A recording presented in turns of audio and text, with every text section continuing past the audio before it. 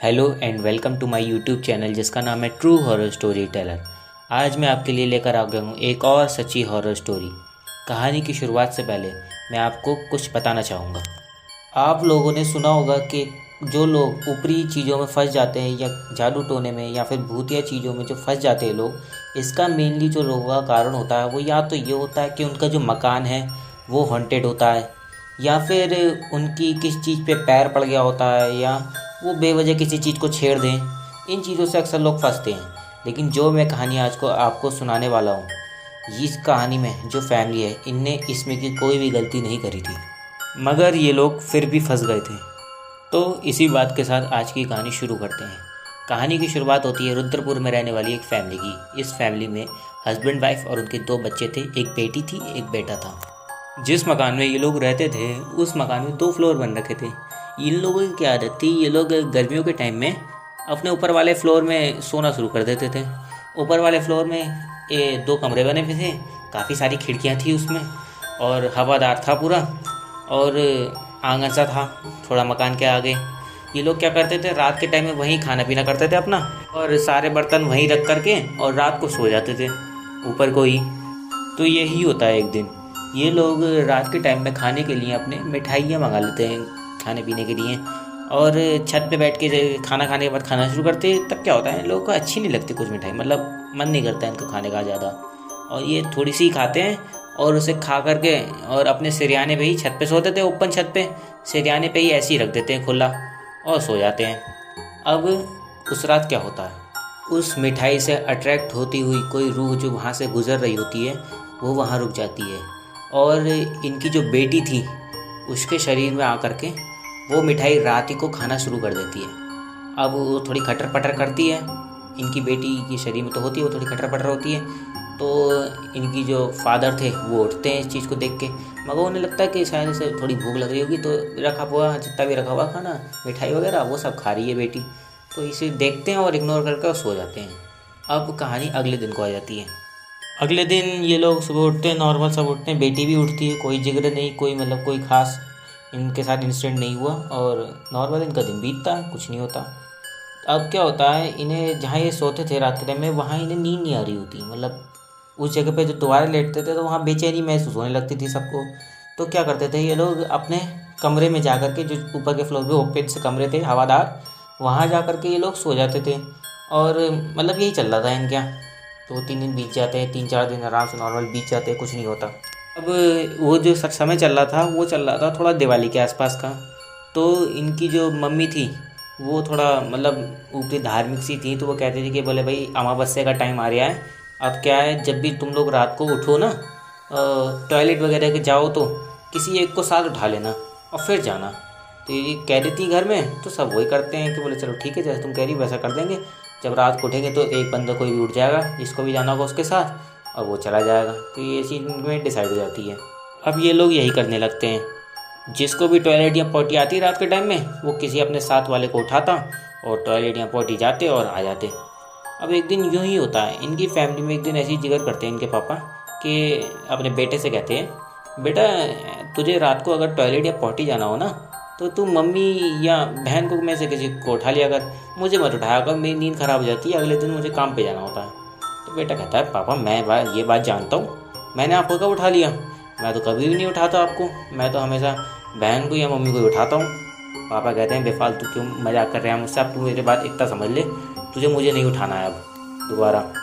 अब जब ये बात चल रही होती है तो बीच में इनकी बहन भी बोल पड़ती है कि भैया मैं तुझे उठाती हूँ, तू यहाँ पे तो मुझसे मना कर देता है, फिर बाहर आके खड़ा हो जाता है, क्यों मज़े लेता है मुझसे। वो भी इसके बहन भाई पर इल्ज़ाम लगाती कि तू पहले मना कर देगा मुझसे, फिर बाहर जाके मुझे एकदम से खड़ा हो जाता है मेरे सामने और कहता है कि मैं तो आया तेरे साथ, अब मुझे डराने की कोशिश करता है तू। तो बहन से भाई कहता है अरे भाई मैंने कब कर दिया ऐसा, क्यों बेफालतू में तुम दोनों मुझ पे इल्ज़ाम लगा रहे हो कि मैंने ऐसा कर दिया मैंने वैसा कर दिया। अब मम्मी बहन पे इल्ज़ाम लगा रही होती है कि तू भी मेरे साथ यही करती है, यहाँ तो मना कर देती है उठने को, अब बाहर जाके मेरे साथ खड़ी हो जाती है और फिर मुझसे कोशिश करती है कि मैं तुझसे डर जाऊँ, लेकिन मैं डरने वाली नहीं हूँ। और इस तरीके से इनके पूरे फैमिली में बहस होने लगती है। तो इनमें ये पता चल जाता है कि अभी तक किसी ने भी किसी को उठाया ही नहीं है, ये लोग अकेले जाते हैं और अकेले आ जाते हैं। अब इनके साथ इनको टॉयलेट या पॉटी कराने जो भी बाहर खड़ा हो रहा है वो कौन है वो इनको पता नहीं चलता। अब ये लोग थोड़ा घबरा जाते हैं इस चीज़ को लेके। तो उस समय तो ये खैर कहते हैं चलो कुछ नहीं, अभी कुछ नहीं करते, अगले दिन देखते हैं क्या होगा। अगले दिन ये लोग मिलकर डिसाइड करते हैं, बोले बात करेंगे, हो सके चलते हैं पास में किसी पंडित जी से बात करेंगे कि ये सब क्या ड्रामा है, पूछेंगे उनसे। तो ये चीज़ इनके में फैमिली में डिसाइड हो जाती है। अब जब ये पंडित जी के पास पहुंचते हैं तो वो इनसे कहते हैं कि बोले भाई ऐसा कुछ नहीं है, तुम्हारे घर में कोई दिक्कत वाली बात नहीं है, और इस समय दिवाली आने वाली है, थोड़ी हवा वगैरह होगी आसपास, इसलिए तुम लोगों को वहम हो रहा होगा, तो चिंता मत लो, कोई परेशानी नहीं है तुम्हारे घर में। मतलब वो जो पंडित जी थे वो कोई खास बड़े सिद्ध पुरुष नहीं थे, वो बस उसमें गए थे जो घर पे जाके पूजा पाठ कर लेते हैं थोड़ी बहुत, और हवन वगैरह करवा देते हैं, उसमें के पंडित जी थे वो छोटे मोटे। तो वो तो इन्हें ऐसे कहकर कहानी समझाते हैं और इनके हाथ में धागा बांध करके सबके, और इन्हें भेज देते हैं घर पे। अब ये लोग घर पे आ जाते हैं।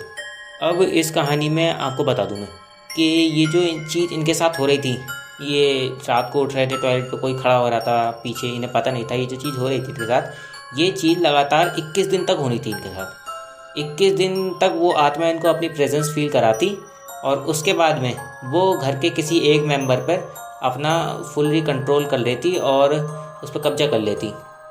अब क्या होता है, ये लोगों के साथ जो ये सब हो रहा था रात को, इस चीज़ को 21 दिन बीत जाते हैं, और इनकी फैमिली में से जो इनकी जो बेटी थी, जो लड़की थी इनके घर में इकलौती, उस पर वो आत्मा अपना कब्जा कर लेती है। अब जिस दिन 21 दिन पूरे होते हैं इनके, उसके अगले दिन से इनकी बेटी का नेचर पूरी तरीके से बदल जाता है। वो अपने घर में बदतमीजी से बात करने लगी थी, किसी की इज्जत नहीं करती थी, जैसे पापा से अपने बहुत प्यार करती थी, जब भी पापा उससे बात करने आते उन्हें धक्का देके अपने पास से और हटा देती, और चीख चीख के गाली बकना शुरू कर देती थी कभी कभी तो अपने फैमिली वालों को ही, और बिल्कुल ऐसा करने लगी थी जैसे पराई हो वो अपनी फैमिली में। इस तरीके का व्यवहार देख करके इनके फैमिली वाले डॉक्टर के पास भी जाते हैं, तो डॉक्टर तो ये कह देते हैं, बोले कुछ नहीं है, बच्ची ने स्ट्रेस ले लिया है और इसको आराम कराओ, उसे कहीं स्कूल भेजते थे ये लोग, स्कूल मत भेजो और घर में रेस्ट दो उसको, डॉक्टर तो ये कह देते हैं। मगर रेस्ट लेने के बाद भी इनकी जो बेटी थी उसका नेचर वैसा का वैसा ही था। ये अपने पूरे दिन जो काटती अकेलेपन में काट देती, छत पे जाके अकेले बैठ जाती, किसी से बात नहीं करती, चाहे आस पड़ोस में अपनी सहेलियों से बात करती थी, उनकी तरफ अब देखती भी नहीं, और किनारे में बैठ कर कोने में बैठ जाती, कभी जा कर के अकेले ही बड़बड़ाना शुरू कर देती थी। इनके फैमिली वाले बेटी को ये हरकतें देख देख के काफ़ी घबराने और टेंशन में आने लगे थे। दिवाली नज़दीक आ रही थी इस चीज़ को। अब एक दिन क्या होता है, ये लोग रात को नॉर्मली सो रहे होते हैं, तभी अचानक इनकी पूरी फैमिली को कटर पटर की आवाज़ आने लगती है अपने घर में। तो ये लोग सब उठ जाते हैं इस चीज़ की, क्योंकि आवाज़ काफ़ी तेज़ थी वो, इस चीज़ से पूरी फैमिली वाले एकदम से उठ जाते हैं। तो उठ करके ये लोग देखते हैं कि इनकी जो बेटी थी वो अपने बिस्तर पे नहीं थी। अब ये उसकी आवाज़ सुनकर कि कटरपट की आवाज़ कहाँ से आ रही है, और बेटी को भी ढूंढने के चक्कर में घर में निकलते हैं। तो ये लोग देखते हैं कि इनकी रसोई में नीचे की साइड में कोने में बैठ करके इनकी बेटी कुछ खा रही है। तो ये लोग देखते हैं कि इतनी रात को क्या खा रही है, नीचे बैठ के ये लोग देखते हैं, जैसे लाइट ऑन करते हैं, देखते हैं तो इनकी बेटी कुछ मीट के टुकड़े होते हैं, हड्डियों को कुतर रही होती है, और मीट के टुकड़े खा रही होती है। और उसकी जो जब ये लोग कहते हैं तो वो पलट के देखती है, जैसे ये लोग कहते हैं पलट के देखती है, उसकी जो आंखें थी, उसकी जो पुतली होती है वो ऊपर चढ़ी हुई होती है, वो बिल्कुल सफ़ेद पड़ चुकी होती हैं। अब इनकी पूरी फैमिली के इस चीज़ को देख करके प्राण पूरी तरीके से सूख जाते हैं, और ये लोग पूरी तरीके से घबरा जाते हैं। अब क्या होता है, ये लोग जैसे ही उसे देखते हैं तो वो इस चीज़ को देख के एकदम से थोड़ा गुस्से में से चेहरा बनाती है अपना, और एकदम से हवा में उड़ने लगती है। मतलब मीट उसके हाथ में होता है और वो हवा में उड़ने लगती है, नहीं दिखता है कि वो हवा में उड़ रही है। अब ये लोग जैसे इस चीज़ को देखते हैं एकदम से बहुत ज़्यादा सब तीनों के तीनों घबरा जाते हैं, और इनको बेहोशी सी चालने लगती है, और मतलब इतनी ज़्यादा घबराहट रहती है। और वो जैसे हवा में उड़ रही थी वो धीरे धीरे इनको दिख रहा था, इन सभी को एक से इन्होंने देखा है ये सीन कि इनकी जो बेटी है इन्हें ऐसा लग रहा है कि उसका साइज़ कुछ बड़ा हो रहा है, कुछ बड़ी सी लग रही है, कुछ उसका जो शरीर है वो कुछ बड़ा हो रहा है। ये चीज़ जितनी भयंकर थी इन लोगों ने जो देखी थी, मतलब एक तरीके से इन्होंने शैतान को अपनी पूरी ताकत के साथ जब वो होता जिस समय, और क्या कहते हैं खाते समय डिस्टर्ब करा एक तरीके से, तो ये चीज़ तो दिखनी थी इन्हें। तो ये उसी समय एकदम से मतलब इतना घबरा जाते हैं और तीनों के तीनों वहीं बेहोश हो जाते हैं। अब अगले दिन क्या होता है, अगले दिन जब ये सब उठते हैं तो ये अपने बिस्तर में पड़े हुए होते हैं, तीनों के तीनों एक के ऊपर एक। जब ये उठते हैं तो एकदम से ये देखते हैं कि क्या हुआ क्या हुआ। इन सब जिक्र करते हैं उस बात का कि सपना तो नहीं था कभी, तो सब कहते हैं कि यही हुआ, सच हुआ। तो ये लोग देखते हैं तो इनकी बेटी की आवाज़ आती है दूर से थोड़ी। हाँ, वो सपना नहीं था, वो तुम लोगों ने देखा था कल। मैं अपने देव को चढ़ा रही थी भोज, और तुमने मुझे उस समय परेशान करा, तो तुम्हारे साथ तो यही होना था। इनकी बेटी कहती है, यह बात कहती है वो एक आदमी की आवाज़ में। अब वो जब ये कहती है, और कहती है वो कि तुम लोगों ने मुझे परेशान करा उस समय, और अब तुम सब जब जान गए हो, जब सब बातें तुम लोग जान गए हो, तो अब तुम मेरी मदद करोगे उसका भोज पूरा करने में, उस शैतान का। और इस अमावस्या को जो आने वाली है, मैं तुम्हारी बेटी को ले जाऊंगी। तुमसे मुझे कोई मतलब नहीं, लेकिन अगर तुमने मुझे छेड़ा तो मैं बलि एक नहीं दो दूंगी इस अमावस्या को। अब जब ये बात ये सब लोग सुनते हैं तो कहते हैं कि नहीं, तुम हमारी बेटी को मत लेके जाओ, तुम्हारे शैतान को जो भी हमें चढ़ाना होगा हम सब चढ़ा देंगे, लेकिन तुम हमारी बेटी को बख्श दो, बेटी को मत लेके जाओ अपने साथ। तो ये लोग कहते हैं तो वहाँ से कोई जवाब नहीं आता। अब जब ये लोग ये बात सुनते हैं तो सोचते हैं कि क्या करा जाए। उस समय तो ये लोग कुछ नहीं करते। अब शाम हो जाती है। शाम के टाइम में इनकी जो बेटी थी वो एकदम से बाहर आती है और कहती है, जाओ मेरा भोज लेकर आओ, समय होने वाला है लाने का उसको, रात को मुझे चढ़ाना है। अब ये बात वो कहती है। उस समय तो वो नॉर्मल होती है। अब इनके पिताजी जो थे वो कहते हैं, बोले नहीं ऐसा रहने दो, और तुम मेरी बेटी को ले जाओगी, मैं तुम्हें क्यों दूँ। अब जब ये वो बात कहते हैं इनके पिताजी, तो बेटी कहती कि तुझे कल का रूप फिर से देखना है क्या? नहीं देखना तो लेकर आ जा, वरना अमावस्या का टाइम नहीं लगाऊंगी, आज ही तेरी बेटी को ले जाऊंगी। वो जो आत्मा होती है वो इस तरीके से कहती है। अब इस बात को सुनकर इनके पिताजी कहते हैं कि नहीं नहीं, मैं जा रहा हूँ, मैं लेकर आता हूँ। अब वो लेकर आते हैं। अब वो जो भोज उसे जिस टाइम पे करना होता है वो उसी टाइम पे करती है। रात को कटर कटर की आवाज़ आती है, फिर से ये लोग नहीं उठते और इग्नोर करते हैं उस आवाज़ को। अब इन सबके दिमाग में होती है कि अपनी बेटी को कैसे बचाएं, क्या करा जाए। अब क्या होता है, वो रात बीत जाती है, अगला दिन होता है। अगले दिन फिर ये लोग सोचते हैं कुछ क्या करा जाए, लेकिन इन लोगों को कोई तरीका नहीं मिलता। एक दो दिन बीत जाते हैं, वो ऐसी रोज़ मंगवाती इनसे और अपना रात को भोज करती है अपने जिसको भी करना था उसको, और इनसे कुछ भी नहीं कहती। ये लोग जब भी सोचते कि हम किसी पंडित जी को बुला के लाएं या कुछ करें, इतने में ही उसकी आवाज़ आती इनसे कहीं से, जो तुम सोच रहे हो ना उसे करना मत कभी भी, वरना मैंने जो कहा था ना उसे पूरा कर दूंगी अभी। वो आत्मा कहती है इन लोगों से। अब ये लोग जैसे ही सुनते उसकी बात को एकदम से घबरा जाते हैं और उससे माफ़ी मांगने लगते हैं और कहते हैं कि नहीं नहीं हम ऐसा कुछ नहीं करेंगे, और सॉरी और माफ़ी मांगने लगते हैं उससे एक आत्मा से एकदम से। क्या होता है, इस चीज़ को काफ़ी समय बीत जाता है, इतना कि दिवाली के कुछ ही दिन बचते हैं और दिवाली पे अगली अमावस्या थी। तो ये लोग बहुत ज़्यादा घबराए हुए थे इस चीज़ से। अब क्या होता है, एक दिन इनके जो फादर थे वो अपनी दुकान पे ऐसे ही बाहर बैठे हुए थे, टेंशन में थे अपनी बेटी की। तभी इनकी दुकान के पास से रोज़ एक पंडित जी निकला करते थे, जिनको ये जानते भी थे कि वो कहाँ रहते हैं। एक पंडित जी निकला करते थे, वो इनसे ऐसी सुबह सुबह हाल चाल पूछते हुए, राम राम करते हुए और जाते थे। तो उस दिन भी ऐसे ही बैठे हुए थे तो वो पंडित जी आए, मगर उस दिन उन्होंने राम नाम नहीं कही। उन्होंने वो कही जिस बात ने इन्हें एकदम से शांति दे दी। वो बोलते हैं कि भाई बड़े दिनों से परेशान हो अपनी बेटी के चक्कर में, रोज़ खा रही है कि वो मांस। चलो कोई बात नहीं, तुम मेरे साथ चलो, मैं ठीक करता हूँ, तुम चिंता मत लो, तुम्हारी बेटी बच जाएगी, मैं बचाऊँगा उसे, टेंशन मत लो। अब ये बात जैसी बोलते तो वो एकदम से मतलब शांति होती है और एकदम से भावुक हुआ उनके पंडित जी के पास आता और पंडित जी से कहता है, अरे पंडित जी आपको कैसे पता मेरे घर में क्या चल रहा है, और क्या मतलब आपको कैसे पता चला, इस बात को पूछता है। तो पंडित जी कहते हैं, कह रहे ये छोड़ो मुझे कैसे पता, तुम तो ये बताओ कि ये सब जो तुम्हारे यहाँ हो रहा है कब से हो रहा है।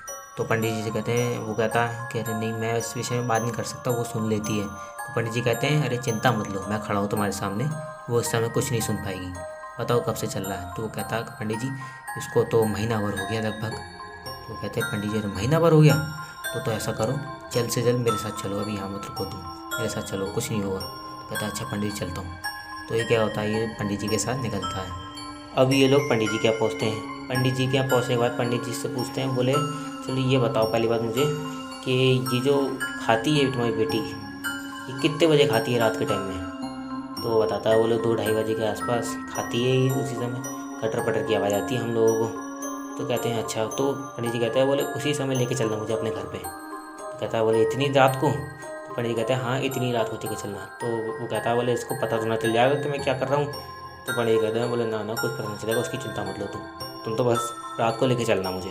अब यही करते हैं ये लड़की के जो फादर थे, ये पंडित जी को लेकर के रात के टाइम में ही जिस समय वो खाती थी घर पे पहुंचते हैं अपने। अब जैसे ही वो आते हुए देखती है अपने पापा को पंडित के साथ, तो बेटी कहती है एकदम से अरे तू उसे क्यों ले आया और तुझे मैं अब बताऊंगी, और वो एकदम से गुस्से में आ जाती है। तो पंडित जी कहते हैं बोले अब कुछ ना बता पाएगी तू इसे। और पंडित जी एकदम से कुछ अपने थैले में से कुछ निकालते हैं भभूत टाइप की और एकदम से उसकी तरफ को फेंकते हैं, तो एकदम से बेहोश हो जाती है। तो पंडित जी कहते हैं इसे ज़रा कमरे में लेकर आओ अपने। तो वो उसे उठा करके मेन जो कमरा था इनका बड़ा वाला, रसोई से उठा करके और कमरे में लेके जाते हैं। तो कमरे में जैसे ही वो पहुँचते हैं तो पंडित जी कहते हैं कि ऐसा है, इसे एक वो घेरा बनाते हैं, बोले इसके अंदर खड़ा कर दो इसको। तो वो लोग वही करते हैं, उससे जो बेटी थी उसे घेरे में खड़ा कर देते हैं। अब क्या होता है, अब 1-2 मिनट बाद उसे होश आता है। तो वह अजीब सी आवाज़ में बोलती है, कहती है कि मुझे यहाँ क्यों रोक रखा है और मुझे बस इसे लेके जाना है, और उसके बाद में मुझे कोई मतलब नहीं है इन लोगों से, और अजीब सी बातें होने लगती है। तो पंडित जी कहते हैं अरे ये सब छोड़, पहले मुझे ये बता तू यहाँ आई कैसे। बोले इन्हें मुझे मीठा चढ़ाया था, रात को मैं जा रही थी, इन्हें मीठा रख रखा था खुला और मैं मीठे से रुक गई, मेरी क्या गलती इसमें, और इसने मुझे रोका तो मैं तो भाई लेके जाऊंगी इसको। तो पंडित जी कहते हैं बोले ये लोगों की गलती थी, लेकिन तू तो मतलब तू क्यों रुकी यहाँ पे, इन्होंने कोई तुझे उठ करके रोका था या तेरा आवाहन करा था। तो वो कहते हैं बोले नहीं ऐसा नहीं करा था। तो पंडित जी कहते हैं बोले नहीं अब तुझे जाना पड़ेगा यहाँ से। तो कहती है नहीं मैं अब नहीं जाऊँगी, और चीखने लगती है बहुत ज़ोर ज़ोर से। अब क्या करते हैं पंडित जी अपने थैले में से थोड़ा सा सिंदूर मुट्ठी में भरते हैं और मंत्र पढ़ के जैसे ही उस बेटी की तरफ को फेंकते हैं, बेटी जैसे उस पर पड़ता है सिंदूर तो वो एकदम से घेरे से बाहर निकलती है और वो जो आत्मा थी वो उसी घेरे में रुक जाती है। और पंडित जी फिर कुछ मंत्र पढ़ते हैं तो धीरे धीरे वो आत्मा ऊपर की तरफ को जाने लगती है, ऊपर की तरफ धीरे धीरे मोक्ष की ओर जाने लगती है। अब इसमें क्या हुआ था, ये जो लोग थे, जितने भी लोग थे, इन सभी लोगों ने ये चीज़ अपनी आंखों से देखी थी। मतलब वो आत्मा कोई ऐसी नहीं थी जो इन्हें ना दिखे, वो इनको दिख रही थी ऊपर की तरफ को जाते हुए, और इन लोगों के पसीने छूटे हुए थे बुरी तरीके से। और बेटी जो थी वो तो बेहोश हो गई थी, मतलब उसे वो तो बेहोश ही थी, उसके शरीर से आत्मा निकली, वो बेहोश हो गई थी। अब ये सब जब कार्यक्रम निबट जाता है उसका हमने पंडित जी इन लोगों से कहते हैं बोले ये तो तुम लोग फंसे हैं ना, इसका कारण ये है कि जो तुम्हारा घर बना हुआ है ये घर है रास्ता आत्माओं का।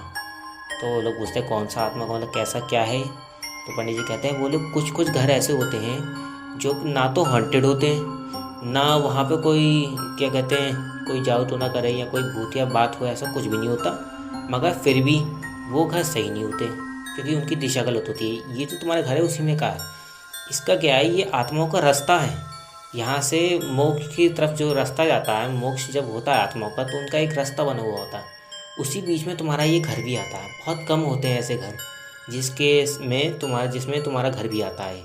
तो तुम लोग क्या थे, रात को ऐसी घर पे सो रहे थे छत पे, और ऐसी एक आत्मा निकल रही थी पास से, और तुम लोग जो मूर्ख को पता तुमने ये करा कि मीठा खुला छोड़ा रात के टाइम में, तो उसी से वो रुक गई।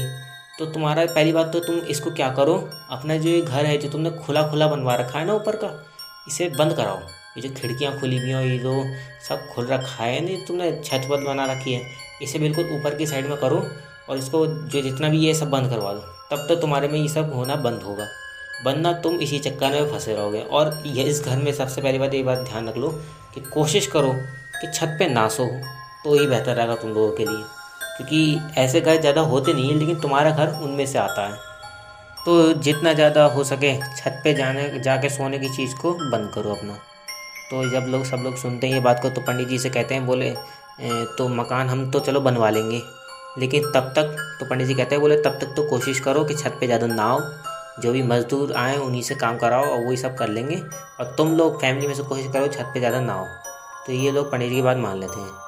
अब ये लोग यही करते हैं, अपने मज़दूरों को बुलाते हैं और सब मकान बनवा लेते हैं। महीना 1.5 महीने में इनका पूरा ऊपर का बंद हो जाता है। उसके बाद में इनका घर में ये लोग जो थे छत पे जाते भी बड़े मुश्किल से थे, क्योंकि मजबूरी थी इनकी भी, इनका मकान था ही इसमें का, ऐसी जगह बना हुआ, तो इसमें ये लोग क्या कर सकते थे। अब इस किस्से के बाद इनकी पूरी फैमिली की ये आदत तो पूरी तरीके से छूट गई थी कि इन्हें रात के टाइम में छत पे सोना है। ये लोग इस बात के नाम से भी घबराने लगे थे कि छत पे सो।